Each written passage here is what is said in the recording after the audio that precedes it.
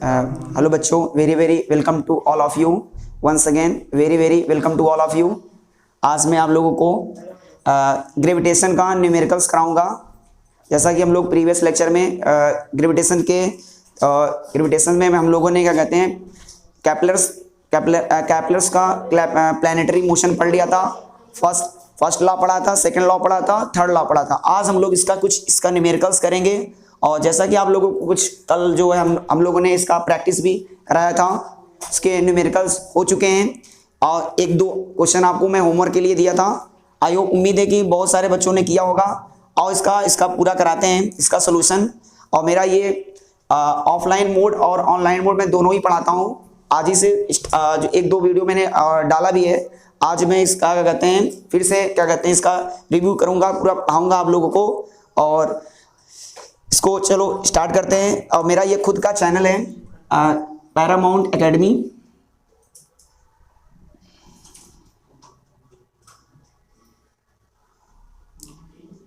Paramount academy है और इसमें आपको एक डालना पड़ेगा Hetapatti, Paramount academy Hetapatti,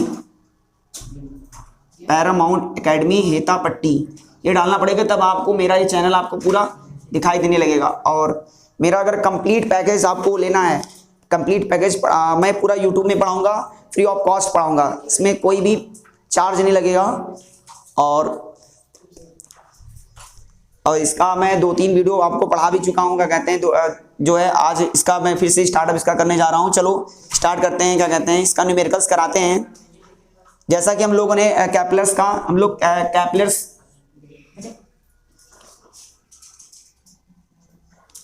Kepler's planetary motion,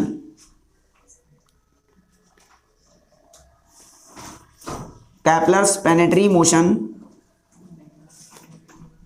Kepler's planetary motion पढ़ा रहा था। और कैप्लर्स प्लैनेटरी मोशन में मैंने आपको फर्स्ट लॉ पढ़ाया था, पहला लॉ। इसका थोड़ा सा रिकैप करा देता हूं, थोड़ा सा क्विक रिवीजन करा देता हूं जल्दी से, ताकि आपको याद भी हो जाए। फर्स्ट लॉ में मैंने आपको पढ़ाया था इसका फर्स्ट लॉ, इसका जो फर्स्ट लॉ है, फैन ऑन कर दो, ओके बंद कर दो, इसको ऑफ कर दो। फर्स्ट लॉ में मैंने आपको पढ़ाया था बच्चों, फर्स्ट लॉ में जैसा कि मैंने आपको पढ़ाया था dear students, law of orbits, law of orbits, law of orbits, law of orbits कि आपको बताया था कि प्लैनेट्स जो होता है, प्लैनेट्स जो होते हैं वो क्या कहते हैं सर्कुलर पाथ पे रिवॉल्व नहीं करते हैं, वो एक इलिप्टिकल पाथ पे रिवॉल्व करते हैं। क्या कहते हैं इलिप्टिकल पाथ पे रिवॉल्व करते हैं। जिस प्रकार सर्कल में एक सेंटर होता है, उसी प्रकार इलिप्स में 2 सेंटर होते हैं, उनको बोला जाता है फोकी। क्या बोला जाता है? फोकी। क्या कहते हैं क्या कहते हैं सन जो होगा किसी एक फोकी पे होगा, ये बताया गया था आप लोगों को। एक प्लैनेट जो होता है, प्लैनेट जो होगा एक इलिप्टिकल पाथ में मूव्स करेगा। इसे मेजर एक्सिस बोला जाता है, इसे माइनर एक्सिस बोला जाता है, ठीक है। और जो है मेजर एक्सिस पर 2 फिक्स्ड पॉइंट होते हैं, उनको बोला जाता है बच्चों फोकी, फोकी F1 एंड F2। और सन किसी एक फोकी पे होगा, सन किसी एक फोकी पे लोकेट होगा, ठीक है। अब प्लैनेट इसमें रिवॉल्व कर रहे होते हैं, ये प्लैनेट है। ये लॉ ऑफ ऑर्बिट्स एक बार फिर से रिपीट कर दे रहा हूं। सभी प्लैनेट जो होते हैं वो सर्कुलर पाथ पे मूव्स नहीं करते हैं, वो एक इलिप्टिकल पाथ पे मूव्स करते हैं। जो है जो प्लैनेट है वो सन के अराउंड जो है एक इलिप्टिकल पाथ में मूव्स करते हैं, रिवॉल्व करते हैं। और सन जो किसी एक फोकी पे होगा, ये लॉ ऑफ ऑर्बिट्स के दूसरा जो उसके बाद दूसरा लॉ पढ़ाया गया था, क्या कहते हैं law of areas, law of areas, law of areas.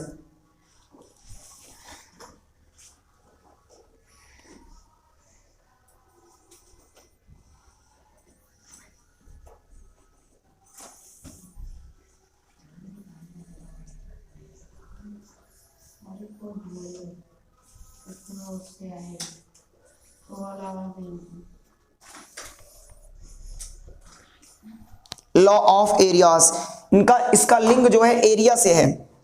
दूसरे लॉ में जो है कैपलर्स के दूसरा जो लॉ है, कैपलर्स का जो दूसरा है, कैपलर्स का जो planetary motion, second law of planetary motion है, उनको हम लॉ ऑफ एरियाज के नाम से भी जाना जाता है, लॉ ऑफ एरियाज के नाम से भी जाना जाता है। सेकंड लॉ में उसमें बताया गया था कि सन के साथ जो लाइनिंग ज्वाइनिंग होगा प्लैनेट, ये देखो ये प्लैनेट रिवॉल्व कर रहे हैं, मान लो ये प्लैनेट्स पॉइंट है, जब प्लैनेट्स पोजीशन ए से चल करके पोजीशन बी पे आएगा तो जो एरिया स्विफ्ट होगा, जो स्विपिंग ऑफ एरिया होगा इक्वल इंटरवल ऑफ टाइम में एरिया क्या होगा बोलो, सेम होगा। तो अगर मान लो प्लैनेट ए से चल करके जो है पोजीशन बी पे आया तो अगर इनमें जो ड्यूरिंग लगा, इनमें जो टाइम इंटरवल 1 महीना लगा, ठीक उसी प्रकार प्लैनेट्स, जब प्लैनेट्स होगा सी से डी पे आएगा तो उसमें भी 1 महीना लगेगा, 1 मंथ ही लगेगा, मतलब टाइम इंटरवल सेम रहेगा और एरिया भी सेम रहेगा। इक्वल इंटरवल ऑफ टाइम में जो एरिया होगा वो भी एरिया भी सेम होगा। ये सेकंड लॉ में है। फर्स्ट लॉ में लॉ ऑफ ऑर्बिट है, इसे बता दे रहा हूं। क्या कहते हैं, प्लैनेट्स जो होंगे वो सर्कुलर पाथ में मूव्स नहीं करेंगे, वो एक इलिप्टिकल पाथ में मूव्स करेंगे।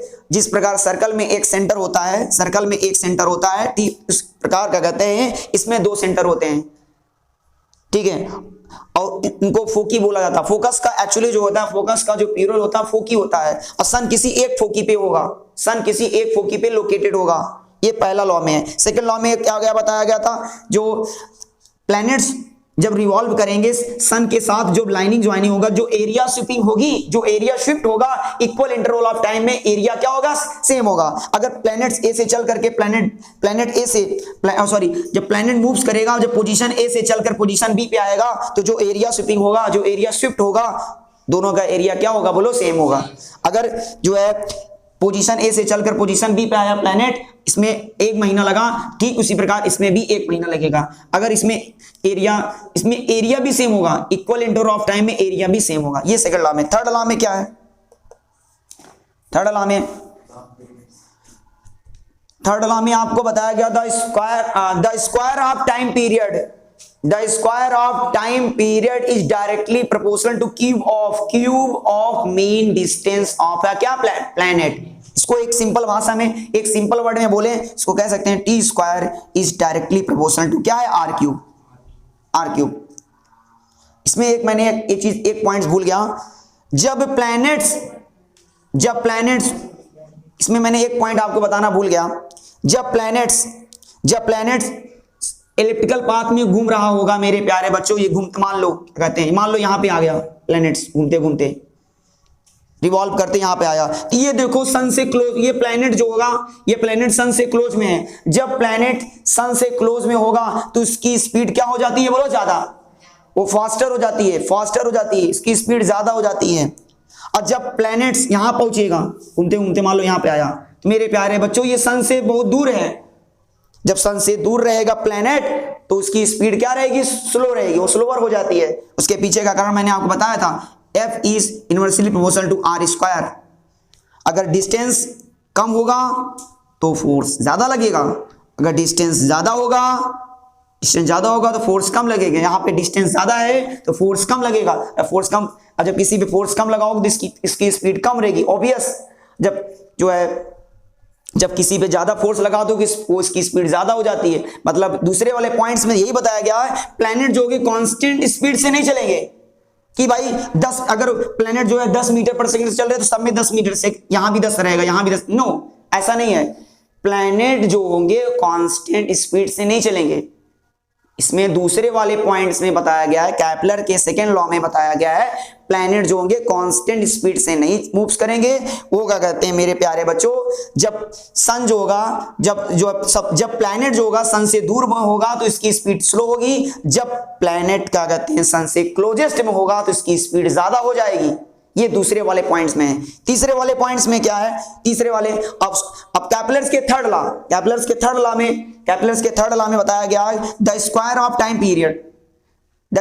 Time period is directly proportional two cube of mean distance. इसका मैंने आपको फार्मूला भी डिराइव कराया था, बताया गया था, फार्मूला मैंने डिराइव किया था टी स्क्वायर को जब हम प्रोपोर्शनल साइन को हटाते हैं तो लगाते हैं इक्वल, तो हमको लिखना पड़ता है कांस्टेंट। ये फिजिक्स की प्रथा है, फिजिक्स की ट्रेडिशनल है कि जब प्रोपोर्शनल साइन को हटाया जाता है तो हम उसके स्थान पे कांस्टेंट लेना पड़ता है। तो यहाँ पे आर क्यूब हो जाएगा, तो आर क्यूब को नीचे ले जाएंगे, T square upon R cube हो जाएगा इक्वल टू कांस्टेंट हो जाएगा, कि मतलब कांस्टेंट।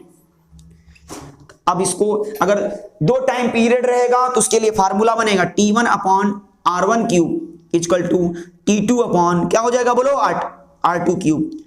ये है बच्चों, जब 2 टाइम पीरियड रहेगा उसके लिए ये फार्मूला रहेगा T1 upon R1 cube equal to T2 upon क्या है, R2 क्यूब। सॉरी बच्चों, यहाँ पे R स्क्वायर नहीं होना चाहिए, R1 स्क्वायर नहीं, R2 क्यूब होना चाहिए। और चलो इसी से संबंधित कल हमने आपको न्यूमेरिकल्स कराया था, 1-2 न्यूमेरिकल्स करा भी दिए थे, आज इसका भी करा दे रहा हूं। थोड़ा अच्छे लेवल के हैं, इसको करना चाहिए।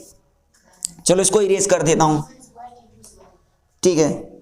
T1 square upon R1 cube, T2 square upon R2 cube, इसको लिख लेना, ठीक है। इसको एक बार नोट डाउन कर लो, बहुत सारे बच्चों ने नोट डाउन भी किया है। चलो इसको इरेज कर देता हूं।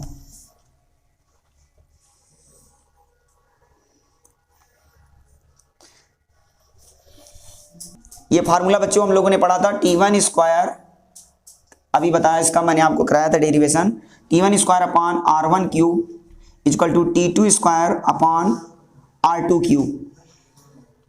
T1 square upon R1 cube equal to T2 square upon R2 cube. चलो इसका पहले पूरा एक क्वेश्चन क्या है, इसको एक बार अच्छे से पढ़ते हैं, क्वेश्चन को केयरफुली पढ़ते हैं ताकि क्वेश्चन निकल जाए। और ये NTSC लेवल, ओलंपियाड लेवल का क्वेश्चन है, थोड़ा से हायर लेवल का है। और देखते हैं, if the time period of revolution of planets is increase to 2√2 times its present value, present यहाँ मतलब प्रीवियस हो जाएगा, ठीक है। कोई टाइम पीरियड है, क्या कहते हैं, वो इंक्रीज हो गया, बढ़ करके वो 2√2 टाइम्स हो गया।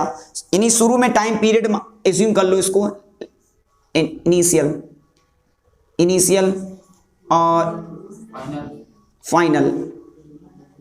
इनिशियल का टाइम पीरियड टी मान लो, कोई टाइम पीरियड था, ठीक है, उसका टाइम पीरियड इंक्रीज होगा, बढ़ करके 2√2 टाइम्स हो गया, 2√2 टाइम्स हो गया। तो पहले शुरू में इनिशियल में टी था, बाद में कितना हो गया, 2√2 टाइम्स किसका, प्रीवियस वाले का, शुरू वाले का, शुरू का टाइम पीरियड टी था, ठीक है बच्चों। स्टूडेंट्स ध्यान देना।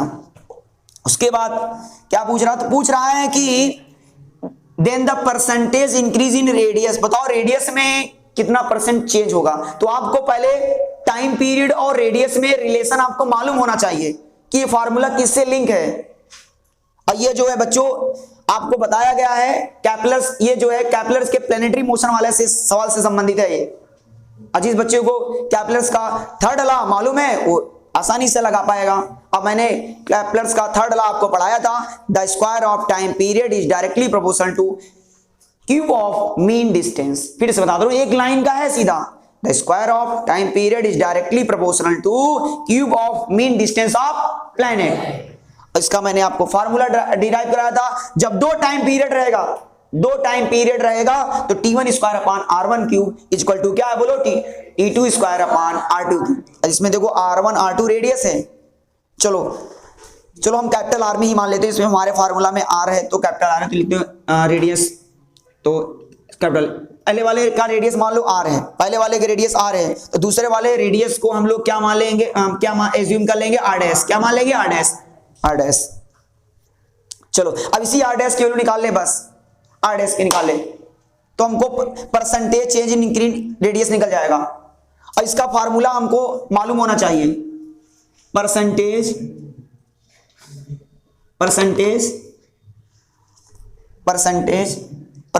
इंक्रीज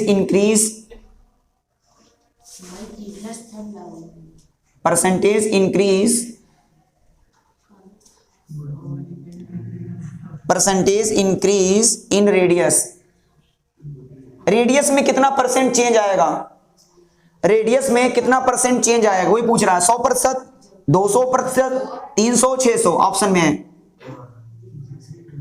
बहुत सारे बच्चों ने सवाल भी लगाया था और काफी हद तक आंसर भी आया था बहुत सारे बच्चों का इसका। ये मैंने आपको बता दो फाइनल रेडियस, रेडियस से लिंक है तो लिख लो फाइनल रेडियस,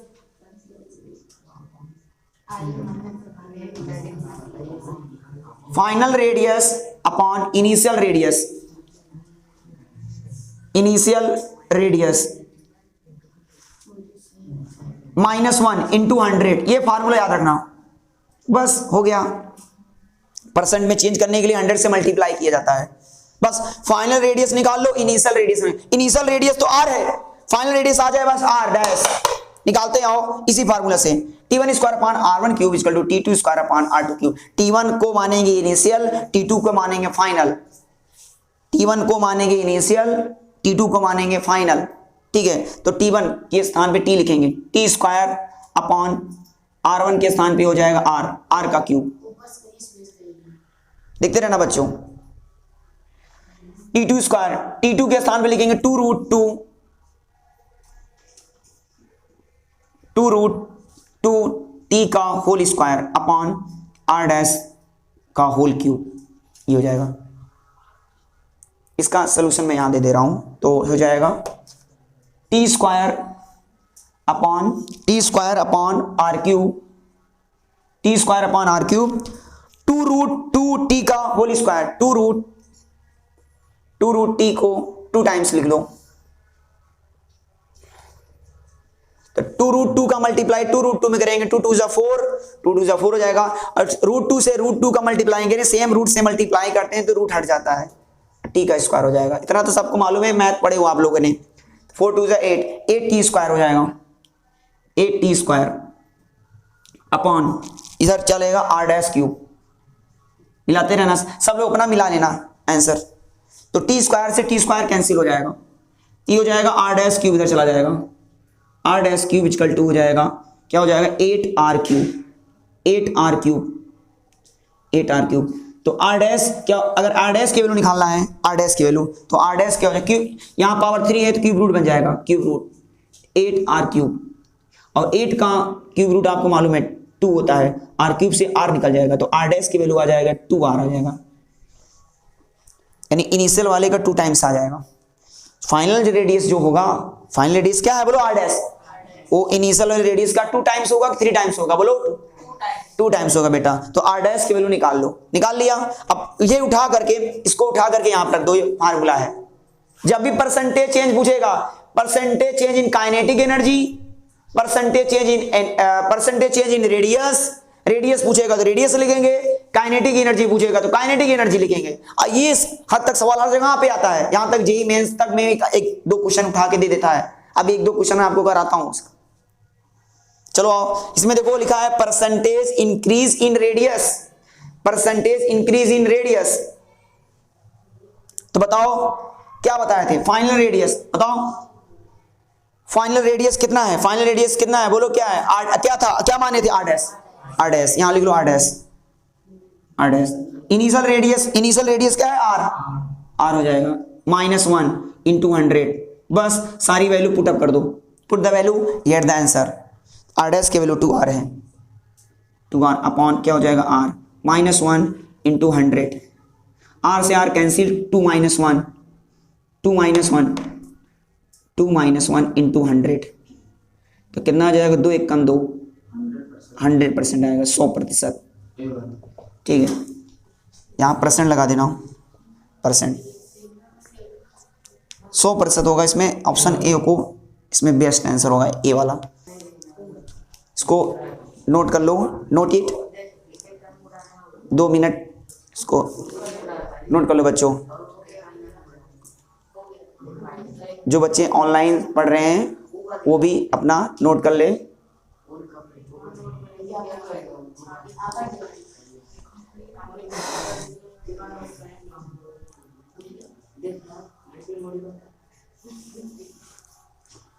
और हमारे ऑनलाइन ऑफलाइन के बच्चे भी पढ़ते हैं, इसमें 8 से 10 बच्चे पढ़ते हैं, इसमें बहुत सारे बच्चे हैं, इसमें अभिषेक यादव है, रितेश पाल है, ठीक है, सुहानी केसरवानी है, बहुत सारे बच्चे हैं।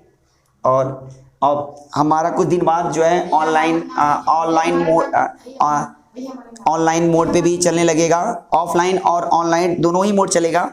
थोड़ा सा एक है कि बेसिक से स्टार्टअप कर रहे हैं, शुरुआत पहले बॉटम से होती है, फिर धीरे धीरे चयनित लेवल तक चली जाती है। इसी बात तो है नहीं बच्चों, तो धीरे धीरे इम्प्रूवमेंट होता जाएगा और हम जो है एक दिन क्या कहते हैं ऐप में आ जाएंगे पढ़ाने।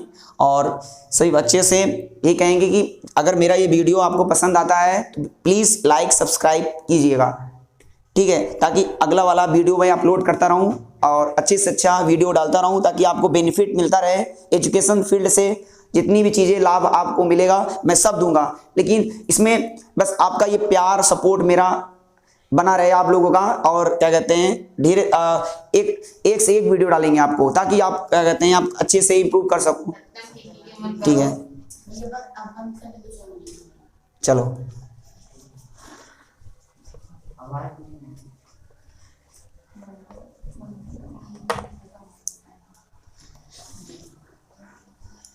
चलो एक दो न्यूमेरिकल और करते हैं, जरा करो बच्चों। अरे शांत रहो गधे, होमवर्क दे खत्म करो। अब कुछ दिन बाद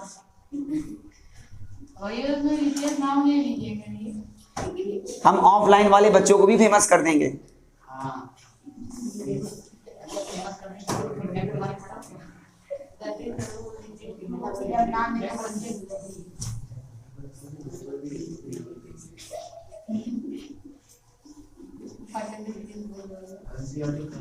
हाँ,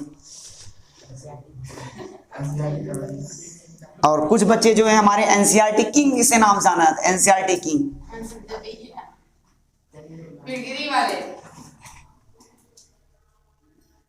एनसीईआरटी किंग आनंद यादव नाम है उनका। चलो एक क्वेश्चन और बेटा करते हैं, थोड़ा सा अच्छा है, जरा करो तो लिखिए। If the momentum of moving बस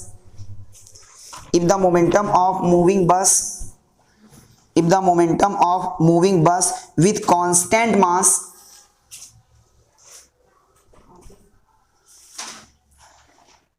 सभी स्टूडेंट्स क्वेश्चन लिखें और ये क्वेश्चन अच्छे लेवल का है, कोशिश करें लगाने का, ऑप्शन भी देंगे, एमसीक्यूज हैं। If the momentum of a moving bus with constant mass is doubled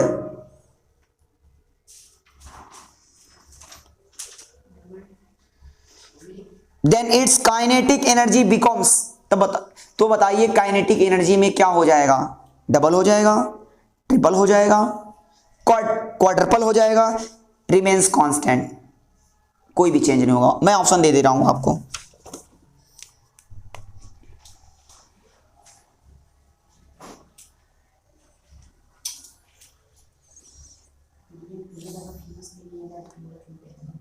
double,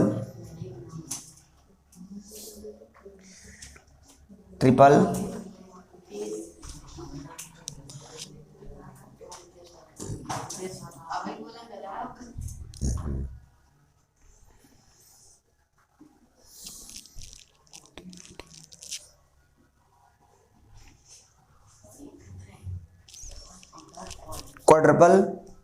quadruple और रिमेन्स कांस्टेंट। भाई थोड़ा से अटपटे शब्द आते हैं, नए नए शब्द आते हैं जिनको हमें मालूम नहीं होता है तो दिक्कत हो जाती है।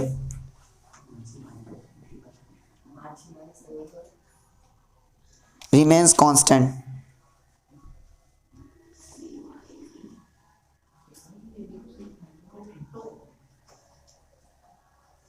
Remains constant. ट्रिपल का मतलब जानते हो, डबल का मतलब 2 टाइम्स, सबका मीनिंग जान लो। ट्रिपल का मतलब 3 टाइम्स, इसका क्या हो जाएगा बोलो? तो कभी कभी 4 टाइम्स ना लिख करके लिखा रहता है क्वाड्रपल, क्या लिखा रहता है? क्वाड्रपल। तो डोंट बी कंफ्यूज, तो क्वाड्रपल का मतलब 4 टाइम्स होता है, 4 टाइम्स। और रिमेन्स कांस्टेंट मतलब नो चेंज, अगर आपको लगता है कोई चेंज नहीं हो रहा है तो लिखेंगे रिमेन्स कांस्टेंट, ठीक है। बताओ कौन सा ऑप्शन होगा? क्वेश्चन को आपने रीड किया, केयरफुली रीड करो, लिखा है एक बार ध्यान से देखो बच्चों। If the momentum of moving बस if the momentum of moving bus with constant मास,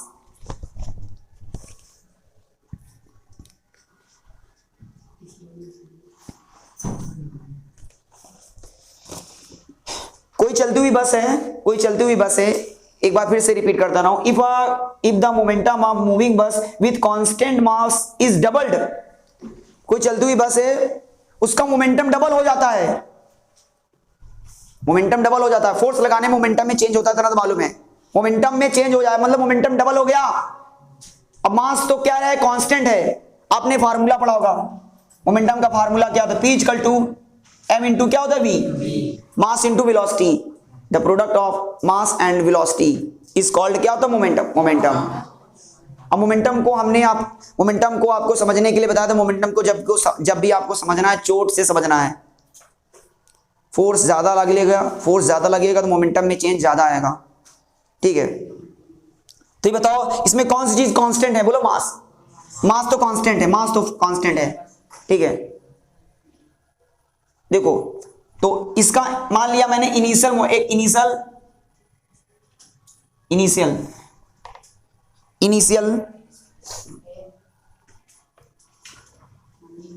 और फाइनल, इसको लेट कर लो। इनिशियल का मोमेंटम P है, बताओ बाद में मोमेंटम कितना हो गया, 2 टाइम्स हो गया, 2p हो जाएगा, सही बोला। और मास तो इसका कांस्टेंट ही रहेगा, मास क्या है, कांस्टेंट, मास में चेंज आ रहा है नहीं आ रहा है, नहीं बोला भी है मास कांस्टेंट है तो लिख दो सही। उसके बाद पूछ रहा है काइनेटिक एनर्जी में कितना चेंज आया है, द काइनेटिक एनर्जी बिकम्स, बताओ काइनेटिक एनर्जी में कितना चेंज आया है, तो शुरू में इसकी काइनेटिक एनर्जी के है, तो बाद में काइनेटिक एनर्जी क्या हो जाए, के डैश, ठीक है बच्चों। बस पहले इनिशियल वाली कहानी पूरी लिख लो, इनिशियल वाली कहानी पूरा लिख लेते हैं। तो बताओ काइनेटिक, कोई बच्चा बता सकता है, एक फार्मूला मैंने बताया था काइनेटिक एनर्जी और मोमेंटम, काइनेटिक एनर्जी और मोमेंटम में क्या रिलेशन है, मोमेंटम, तो मैंने एक फार्मूला बताया था P इक्वल टू क्या बताया था, क्या डी स्टूडेंट बताया था, K equal to P square upon 2m, ये फार्मूला बताया था नहीं बताया था, काइनेटिक एनर्जी और मोमेंटम में, ये मैंने आपको force and law of motion में पढ़ाया था, नहीं बताया था, बताए थे। काइनेटिक एनर्जी और मोमेंटम में क्या रिलेशन है, K equal to P square upon 2m, तो इनिशियल काइनेटिक एनर्जी लिख लो, P स्क्वायर अपॉन क्या हो जाएगा 2m, लिख लिया, इसका लिख लिया। फाइनल, अब फाइनल का लिखना है, अब फाइनल का काइनेटिक एनर्जी K डैश मान लो, इसको K ही मान लो, चाहे इनिशियल का K मान लो, इनिशियल का K माना है, फाइनल का काइनेटिक एनर्जी K डैश है, तो क्या हो जाएगा, अब मोमेंटम तो क्या हो जाएगा, P के स्थान पे क्या हो जाएगा, 2p अपॉन 2p का होल स्क्वायर हो जाएगा अपॉन, आई देखो काइनेटिक एनर्जी का फार्मूला क्या होता है, P स्क्वायर अपॉन 2m। फिर से देखो काइनेटिक एनर्जी का पहले हमको मालूम होना चाहिए, क्वेश्चन ये है कि सीन ये है कि मोमेंटम, मास कांस्टेंट है, मोमेंटम में 2 टाइम्स हो जा रहा है, ठीक है, शुरू का इनिशियल मोमेंटम P मान लिया, बाद में मोमेंटम 2 टाइम्स हो गया, मास कांस्टेंट है, तो पूछ रहा है काइनेटिक एनर्जी में क्या होगा, तब काइनेटिक एनर्जी क्या हो जाएगा, तो शुरू का काइनेटिक एनर्जी K मान लिया, बाद का काइनेटिक एनर्जी क्या है, K डैश, तो पहले शुरू वाला काइनेटिक एनर्जी लिख लो, मालूम है K equal to P square upon 2m। अब फाइनल का लिखना है, कैसे लिखना है, फाइनल का काइनेटिक एनर्जी क्या है, K डैश, अब फार्मूला ओरिजिनल फार्मूला क्या है, बोलो original formula K equal to P square upon, अब P के स्थान पे हम क्या लिखेंगे, P के स्थान पे क्या लिखेंगे, 2p, फाइनल का लिखेंगे ना 2p, और मास तो कांस्टेंट रहेगा, मास तो फिक्स ही रहेगा 2m, कोई दिक्कत, तो K square K dash equal to 2p का 4p स्क्वायर अपॉन 2m। अब बताओ जरा P square upon 2m, P square upon 2m के स्थान पे क्या लिख सकते हैं, K लिख सकते हैं क्या, T हो जाएगा, तो K dash equal to 4k हो जाएगा। बताओ जो न्यू काइनेटिक एनर्जी आएगा, बताओ कितना टाइम्स आएगा, 4 टाइम्स हो जाएगा, न्यू काइनेटिक एनर्जी बिकम्स कितना, बोलो 4 टाइम्स ऑफ क्या है, प्रीवियस वैल्यू, क्यों जी, या previous kinetic energy, previous kinetic energy का पहले वाले काइनेटिक एनर्जी का कितने टाइम्स हो जाएगा, बोलो 4 टाइम्स। तो बताओ कौन सा ऑप्शन होगा, नहीं समझ में आया सवाल समझ में आया नहीं आएगा, फिर से बता दें, अरे सवाल में कुछ दम नहीं है बच्चों, सीन यही है, सवाल में ये पूछा गया था, if the momentum of a moving bus with constant मास,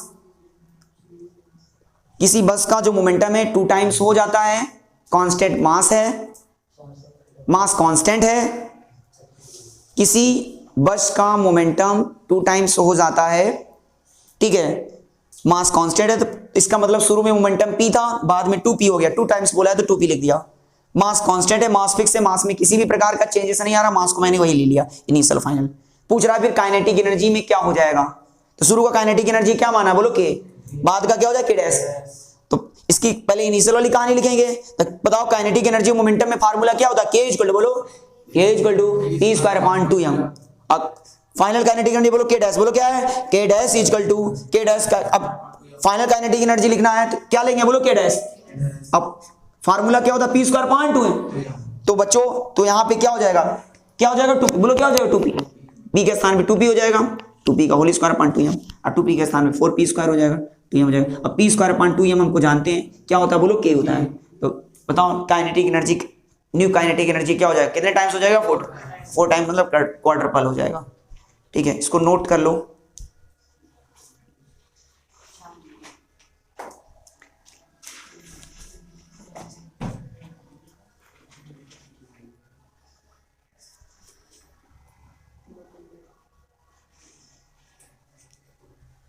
एक दो क्वेश्चन और कराते हैं, चलिए आप लोग कहिए, कीजिए।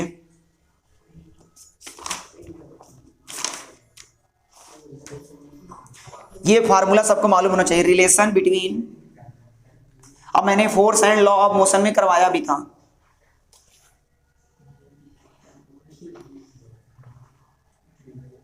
रिलेशन बिटवीन काइनेटिक एनर्जी, जिन बच्चों को नहीं मालूम है वो लिख ले बच्चे, रिलेशन बिटवीन काइनेटिक एनर्जी, बार बार एम्फेसाइज कर रहा हूं, relation between kinetic energy and momentum.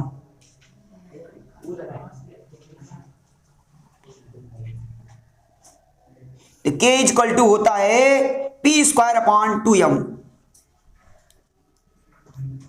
बहुत जबरदस्त फार्मूला है, बहुत पूछता है एग्जाम पीरियड में, खासकर तो कंपटीशन फील्ड में भी, एग्जाम में तो एकेडमिक लेवल में तो पूछा ही जाता है, ये याद करना बेटा। इसका जो है तगड़ा वाला सवाल मैंने जो है force and law of motion में करवाया था, बहुत अच्छे लेवल क्वेश्चन कराया था। जिन बच्चों ने अभी रिसेंटली में एडमिशन लिया था, ऑफलाइन के बच्चे, उनसे मैं बार बार कह रहा हूँ नोट्स ले ले और सब वो कंप्लीट कर लें, फिजिक्स का, ठीक है, और केमिस्ट्री तो आप पढ़ ही रहे हो, ठीक है, बहुत जल्द हम जो है बायो भी स्टार्ट करेंगे आपका, इसका 2 चैप्टर में इसका करा दूंगा, एक जो है बायो में आपका the fundamental unit of life है, और इसका इन्हीं सेल पढ़ा देंगे and tissue, cell and tissue दोनों करवा देंगे बच्चों।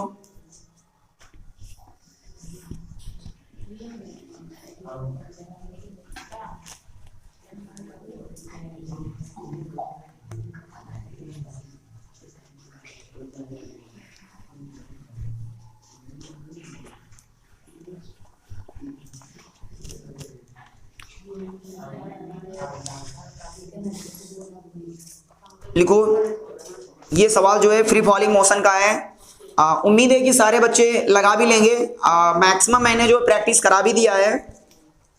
एन ऑब्जेक्ट इज,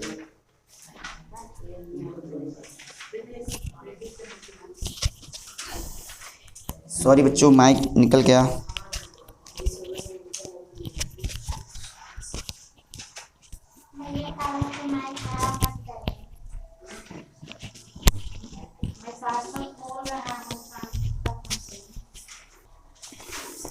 लिखिए, N object is throne up, N object is throne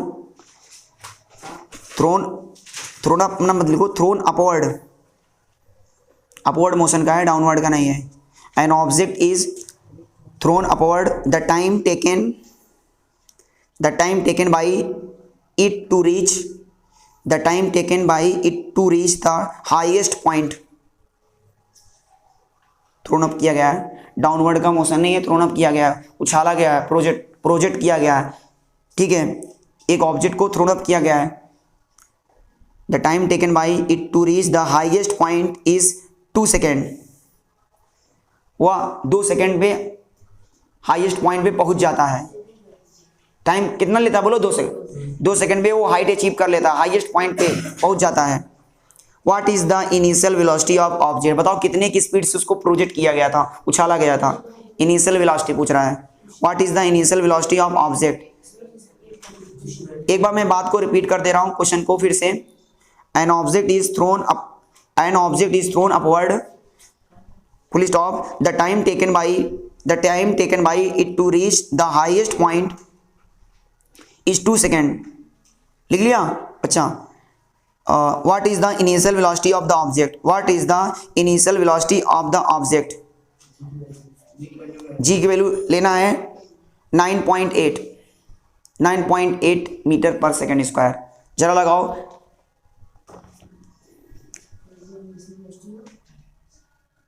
और 19.6 मीटर पर सेकेंड स्क्वायर ऑप्शन है ए वाला। एक बच्चे का आंसर आ गया और उसमें ए बच्चे का आया, रितेश पाल। ए वाला बहुत सारे बच्चों का आ गया, इसमें बहुत देखने को मिल रहा है ए वाला। अभी मैंने एक ही ऑप्शन मारा है तो एक ही ऑब्वियस जो एक ही बच्चे मारेंगे, तो मैं एक दो थोड़ा से कंफ्यूज करने के लिए मीटर पर सेकंड वेलोसिटी पूछ रहा है। मीटर पर सेकंड, सी का ऑप्शन 14.7 मीटर पर सेकंड, 4.9 मीटर पर सेकंड, ए वाला।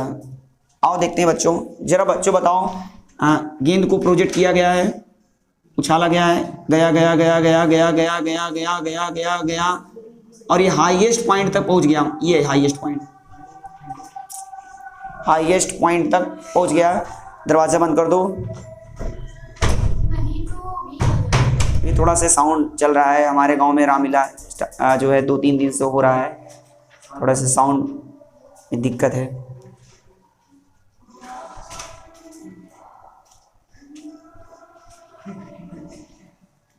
अब कितने की स्पीड से इसको प्रोजेक्ट किया गया, कितने की स्पीड से जो है उसको उछाला गया है, ये पूछ रहा है, यू की वैल्यू पूछ रहा है।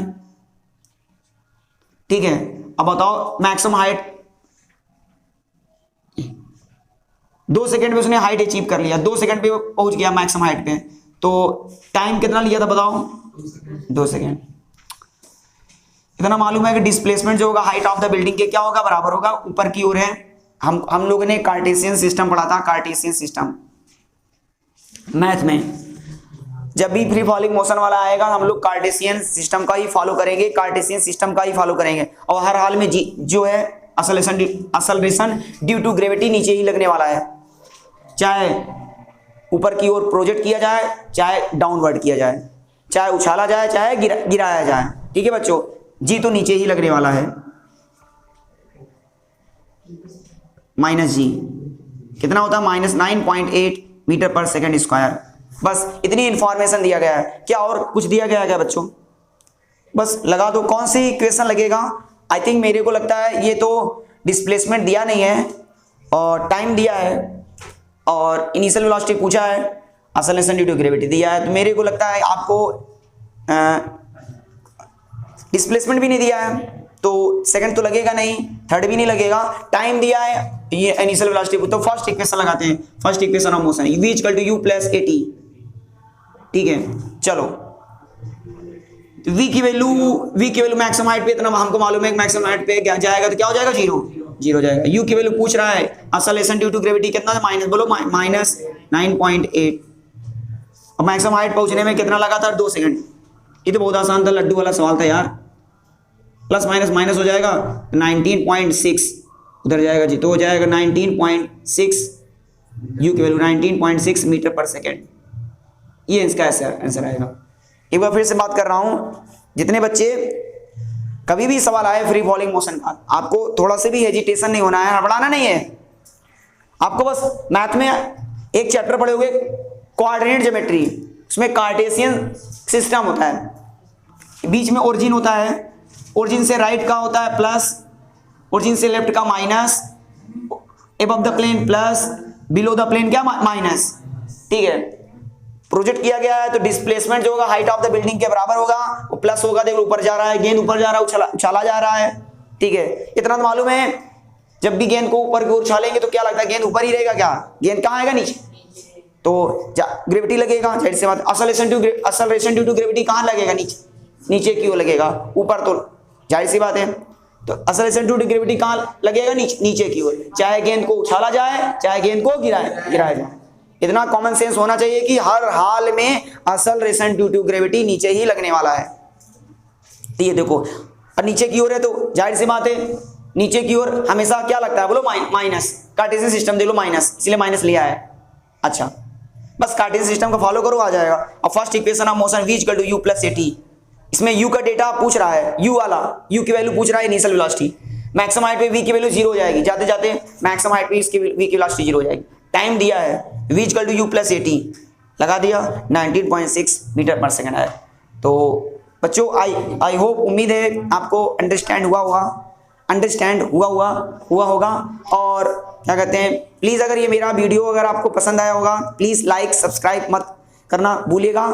अगला वीडियो में क्या कहते हैं आपको, ताकि अपलोड कर सकूं, अब मंडे को मैं आपको पढ़ाऊंगा, क्या कहते हैं केमिस्ट्री पढ़ाऊंगा, chemistry. Take care, bye bye. चलो।